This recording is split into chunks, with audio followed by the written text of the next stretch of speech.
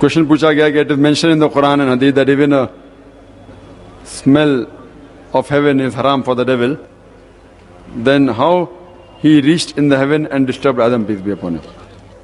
بھائی صاحب نے سوال پوچھا ہے کہ جب شیطان کے لیے جنت حرام ہے تو آدم علیہ السلام کو بہکانے کے لیے جنت میں کیسے داخل ہو گیا؟ ہمیں یہ سمجھنا چاہیے کہ جنت جس کا ذکر ہے قرآن مجید میں، آدم علیہ السلام تھے الحمدللہ، لیکن جب آدم علیہ السلام اور بیوی حوا، میں اللہ بھی پلیز ود دیم بوتھ، جب ان نے اللہ سبحانہ وتعالیٰ سے فرمایا کہ اس جھاڑ کی طرف مت جاؤ، اور وہ گئے اور پھر اپنی غلطی کا احساس کیا، اللہ تعالیٰ سے معافی مانگی، اللہ تعالیٰ نے معاف کیا، اور وہ شیطان نے انہیں بھڑکایا تھا. تو یہاں ہم دیکھتے اس کے بعد اللہ سبحانہ و تعالیٰ نے ان کو زمین پہ لے کے آیا. اور یہ جیسا اللہ تعالیٰ فرماتے سورہ ملک میں چیپٹر نمبر 67 ورس نمبر 2 میں، الذی خلق الموت والحیات، اللہ سبحانہ و تعالیٰ نے موت اور زندگی بنایا تو کہ وہ جانے آپ میں سے کون اچھے ہیں. یہ زندگی ہمارے لیے آخرت کے لیے امتحان ہے. تو جب ہم اس دنیا میں آئے تو سب نیچے آ گئے، آدم علیہ السلام، بیوی حوا اور شیطان بھی. اس کے بعد جب قرآن مجید میں یا حدیث میں ذکر ہے کہ شیطان کبھی بھی جنت میں نہیں جائے گا، وہ اس کے بعد ہے. جب نیچے آنے کے بعد جب انسان نیچے دنیا میں آئے اس کے بعد یہ ذکر ہے کہ شیطان کبھی بھی جنت کے نزدیک بھی نہیں آئے گا. اس ٹائم وہ الگ تھا. ابھی جب ہم انسان جب آئے اور قیامت کے دن پہ حساب کتاب ہوئے گا، اس حساب کتاب کے بعد تو شیطان، اور جب شیطان کا ذکر آتا ہے اسے صرف ابلیس سے نہیں ہوتا ہے. قرآن مجید میں فرماتا ہے سورہ ناس میں سورہ نمبر 114 میں کہ شیطان جن میں سے بھی ہے اور انسان میں سے بھی ہے. شیطان جن میں سے بھی انسان میں سے بھی. سو جو کوئی اللہ سبحانہ و تعالیٰ کی بات نہیں مانے گا اور شیطان کی بات مانے گا وہ بھی شیطان میں شمار ہوتا ہے. تو انسان اور جن جو اللہ تعالیٰ کی بات نہیں مانتے، شرک کرتے، شیطان کی بات مانتے، اسے بھی شیطان کہا جاتا ہے. اور یہ لوگ بھی انشاءاللہ جنت کے قریب کبھی بھی نہیں آئیں گے اور وہ جہنم میں جائیں گے. Dr. Saab, there is a very interesting question for you. If Bible is not God's book, then how do you quote the Bible in which name of prophet has been recited? سوال پوچھا گیا ہے کہ جب Bible اللہ کا کلام نہیں ہے تو آپ بائبل کو کوٹ کیوں کرتے، بائبل کے بارے میں ذکر کیوں کرتے؟ اور بائبل میں محمد صلی اللہ علیہ وسلم کا ذکر بھی ہے. کوئی بھی کتاب میں اگر 2%، 5%، 10% سچائی ہے اس کا مطلب نہیں کہ وہ اللہ کا کلام ہو گیا ہے. آپ کو پتا ہے سلمان رشدی نے کتاب لکھی سیٹنک ورسز، اس میں قرآن مجید کی آیت بھی ہے، تو کیا قرآن مجید ہو گئی؟ سلمان رشدی کا نام سنے آپ نے؟ سنے کیا نہیں؟ ہاں ماشاء اللہ، ہم نے اسے فیمس کیا، راتوں رات مالا مال کر دیا ہم نے اسے. تو اس نے اپنی کتاب میں کچھ قرآن کی آیت کوٹ کی، کچھ حدیث کوٹ کی، اس کا مطلب نہیں کہ وہ کتاب قرآن مجید ہو گئی. یہ بائبل جیسے میں نے کہا ابھی ملاوٹ ہے. میں اسی لیے کوٹ کر رہا ہوں کیونکہ بائبل کرسچین لوگ، عیسائی کہتے ہیں کہ وہ اللہ کا کلام ہے. تو میں کہتا ہوں اچھا ٹھیک ہے، آپ کہتے ہیں اللہ کا کلام ہے نا، ٹھیک ہے، تو اب اللہ کے کلام کے اوپر عمل کیوں نہیں کرتے؟ اللہ تعالیٰ فرماتے تعالیٰ ویلا کلمۃ سواء بین بینکم، جو آپ اور ہم میں یکساں ہے اس کے اوپر تو عمل کرے. تو آپ کہتے ہیں کہ بائبل اللہ کا کلام ہے، میں کہتا ہوں قرآن اللہ کا کلام ہے. اچھا جو دونوں میں یکساں ہے وہ تو ہم پہلا مانے. جو ڈفرنس ہے، جو اختلاف ہے بائبل کے اندر، کتنے غلط چیز لکھے ہے، زنا لکھا ہے، اس پہ ہم مانتے ہیں، اس کو بازو رکھو. جو یکساں ہے وہ تو ہم مانے. بائبل میں لکھا گیا ہے کہ عیسیٰ علیہ السلام پیغمبر ہے خدا نے، وہ تو مانے. بائبل میں لکھا ہے کہ عیسیٰ علیہ السلام سولی پہ نہیں چڑھائے گئے تھے، وہ تو مانو. بائبل میں لکھا ہے کہ محمد صلی اللہ علیہ وسلم آنے والے. اگر آپ کہتے ہیں بائبل اللہ کا کلام ہے اور بائبل میں لکھا ہے کہ محمد صلی اللہ علیہ وسلم آنے والے وہ آخری پیغمبر ہے، تو آپ محمد صلی اللہ علیہ وسلم میں کیوں نہیں مانتے؟ تو یہ اللہ تعالیٰ ہمیں کہتا ہے کہ جب ہم دیگر مذاہب کے لوگ سے بات کرتے ہیں تو یہ فارمولا بیسٹ ہے، تعالوا الی کلمۃ سواء بین بینکم، آپ اور ہم میں جو یکساں ہے کم از کم اس کے اوپر تو عمل کرے. تو اسی لیے میں بائبل کوٹ کرتا ہوں کہ جو چیز ہمیں لگتی سچائی ہے جو قرآن مجید اور حدیث سے ملتی جلتی ہے، وہ بات پہ تو کم از کم ہم کہتے ہیں عیسائی لوگ کو عمل کرے اور انشاءاللہ وہ اسلام کے قریب آئیں گے. ڈاکٹر صاحب، آپ نے جواب میں کہا کہ محمد صلی اللہ علیہ وسلم کا ذکر ہندوؤں کی کتابوں یعنی ویداز میں بھی آیا ہے. کیا اس کا مطلب یہ ہوا کہ ویداز وغیرہ بھی اللہ کی کتابیں ہیں؟ یہ سوال جو پوچھا گیا ہے کہ ویدا میں بھی محمد صلی اللہ علیہ وسلم ذکر ہے، ویدا بھی اللہ کی کتاب ہے، یہ جواب بائبل کا اور یہ جواب سیم ہے. بائبل اور ویدا کا جواب الگ نہیں ہے. لیکن ہمیں یہ پتا ہے کہ بائبل انجیل کی بگڑی ہوئی شکل ہے. تو انجیل تو اللہ کا کلام تھا ہی، لیکن یہ بائبل بگڑی ہوئی شکل ہے. لیکن اللہ تعالیٰ فرماتے ہیں سورہ رعد میں سورہ نمبر 13 آیت نمبر 38 میں کہ وَالْأَجْلِ کتاب، ہم نے ہر ٹائم میں ایک کتاب نازل کی، ہر وقت ایک کتاب نازل کی. نام سے صرف 4 ہمیں پتا ہے، جیسا میں کہا توراہ، زبور، انجیل، فرقان. لیکن اللہ تعالیٰ نے کئی کتابوں نازل کی. تو سوال ہے کیا ویدا اللہ کی کتاب ہو سکتی ہے؟ میں کہتا ہوں ہو بھی سکتی ہے، نہیں بھی ہو سکتی، اللہ عالم. ویدا کا ذکر قرآن میں نہیں ہے تو میں نہیں کہتا کہ ویدا اللہ کا کلام ہی ہے.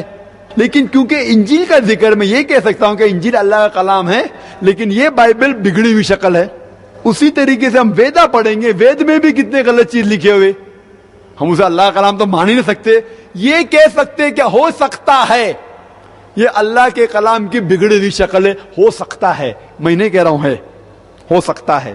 لیکن مان لو بحث کے طور پہ ویدا اللہ کا کلام ہے، مان لو بحث کے لیے. میں نہیں کہتا ہوں ہے، ہو سکتے نہیں بھی ہو سکتے. اللہ تعالیٰ کہتے میں نے کئی کتاب نازل کی، نام سے صرف 4 ہمیں پتا ہے. کئی پیغمبر بھیجے، نام سے صرف 25 کا ذکر ہے قرآن مجید میں.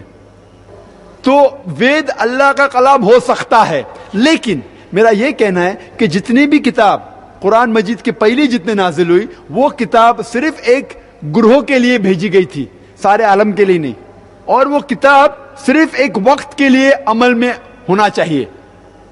جتنے بھی کتاب، انجیل صرف یہود کے لیے بھیجی گئی تھی، سارے عالم کے لیے نہیں. اور اس کا عمل صرف اس وقت تک کرنا چاہیے جب تک دوسری کتاب آئے، تا قیامت تک نہیں. تو مان لو ویدا اگر اللہ کی کتاب ہے، مان لو بحث کے طور پہ، تو بھی وہ صرف اس ٹائم کے لیے تھی اور ان لوگ کے لیے تھی، آج کے لوگ کے لیے نہیں.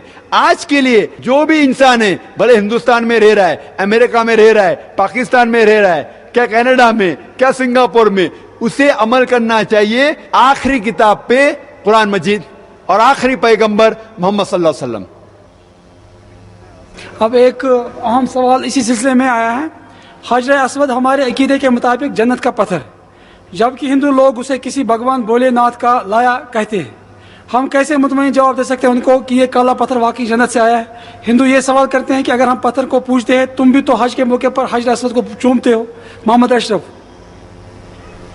یہ بہت اچھا سوال ہے کہ کہتے ہیں کہ یہ حجر اسود، مسلمان کہتے ہیں کہ مورتی پوجا، پتھر کو پوجنا حرام ہے، تو آپ لوگ حجر اسود کو پوجتے ہیں، وہ کیوں نہیں حرام ہے؟ اور دوسرا سوال کہ یہ حجر اسود انہوں کہتے ہیں کہ شنکر کی مورتی، ہم کہتے ہیں آسمان سے ہے. یہ کہتے ہیں، اس میں کوئی تاریخ کی بات ہے ہی نہیں. اگر وہ کہتے ہیں تو کیوں نہیں مسلمان بنتے آپ؟ اگر آپ مانتے شنکر کی مورتی، مسلمان بن جاؤ، کون روک رہا آپ کو؟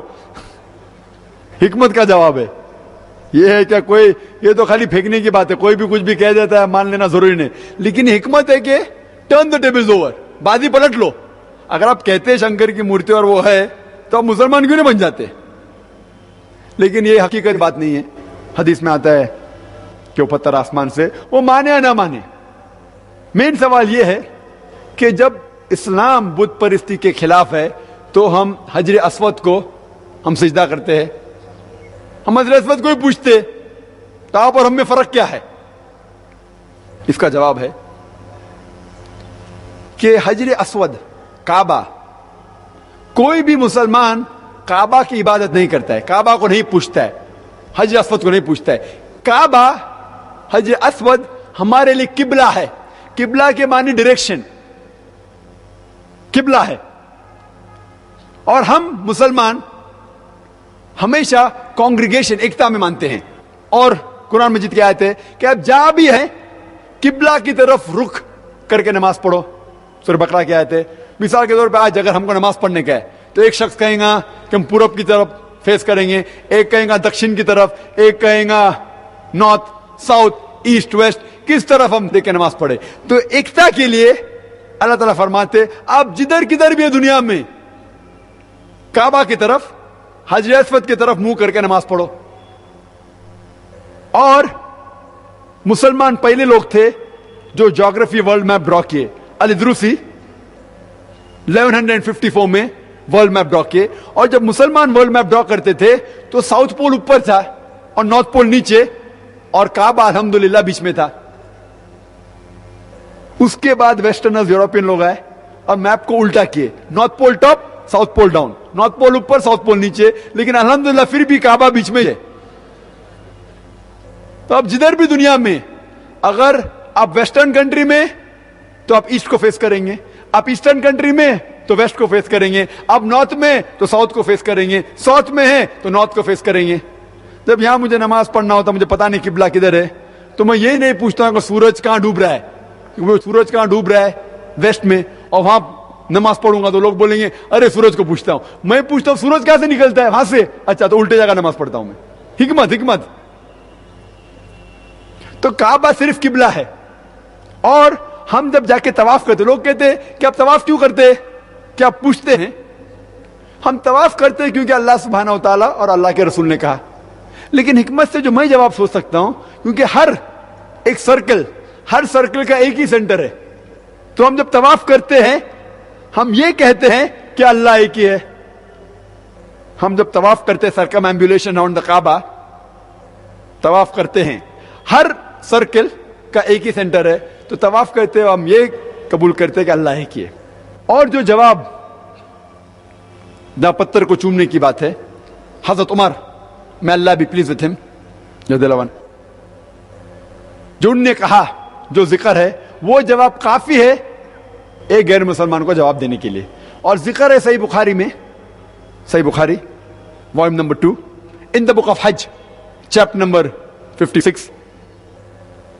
हजरत उमर, मैं अल्लाह बी प्लीज विथ हिम, वो कहते हैं कि ये काला पत्थर, हजर अस्वद को देखते हुए कहते हैं, ये काला पत्थर मुझे कोई नुकसान भी नहीं पहुंचा सकता है, कोई फायदा भी नहीं पहुंचा सकता है, क्योंकि मेरे नबी रसूलुल्लाह सल्लल्लाहु अलैहि वसल्लम ने चूमा, इसलिए मैं चूम रहा हूं।